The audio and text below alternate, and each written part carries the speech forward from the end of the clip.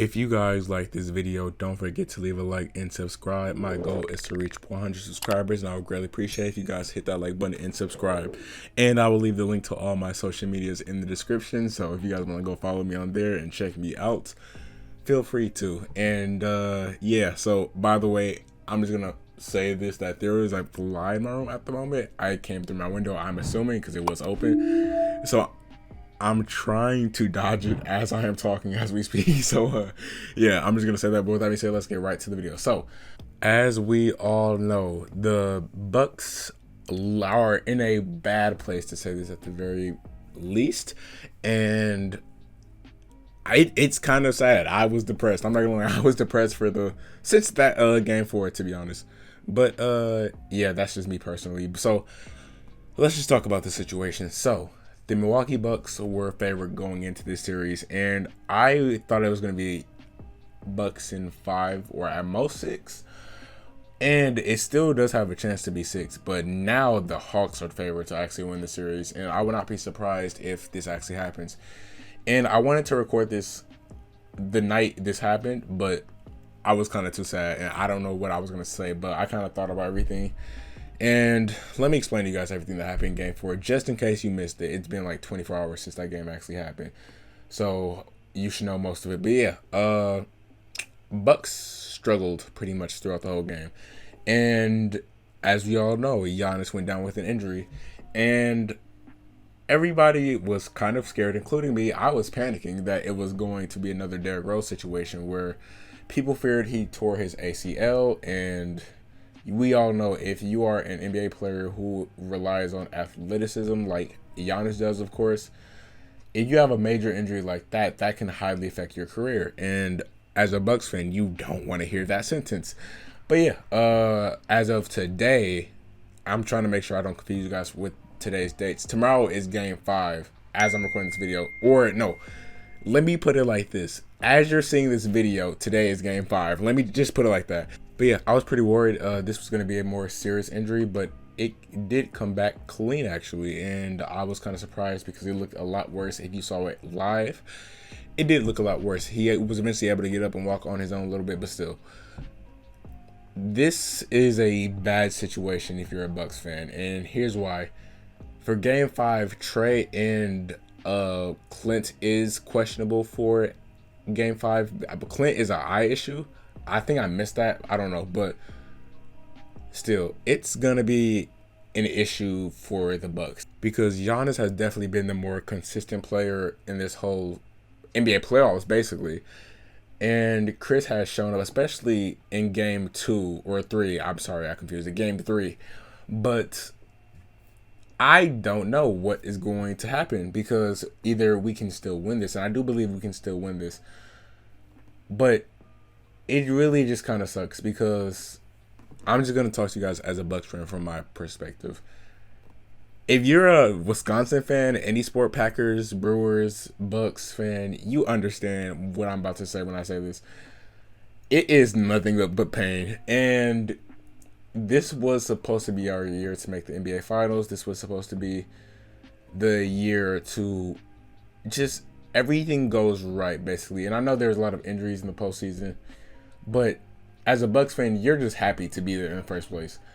But now we aren't sure if Trey is playing or Clint. Like I said, they're both questionable. But Giannis most likely will not be playing game 5 or game 6.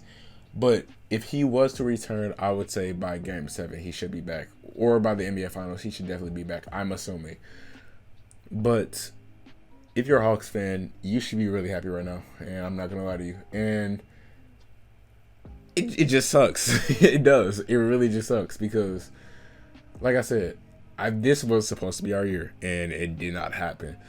But looking at what can be changed in game 5 that we struggle with in game 4, it just hit shots, literally. That's probably the best thing. And Drew Holiday hasn't been that missing piece we needed in the past 2 or 3 games at least, because he was on fire for the majority of the season. But now I don't know. He's just not shooting efficiently at all. There's been times in the net series where he shot horribly in that game 7 especially, but then he turned it up at the end. But still, if we are going to win this series, especially with Giannis out now, our bench needs to step up. Chris Middleton needs to have an amazing game because we're depending on Chris Middleton a lot, and I could see Giannis returning at game 7 if there is a game 7, but I don't know. We do still have home court advantage, and there's 3 games left, and 2 of them is at our house. So Mike Budenholzer needs to make sure he has his rotation set, and it's kind of sad because if we lose this series, most likely he is safe, or the report was he was considered safe now.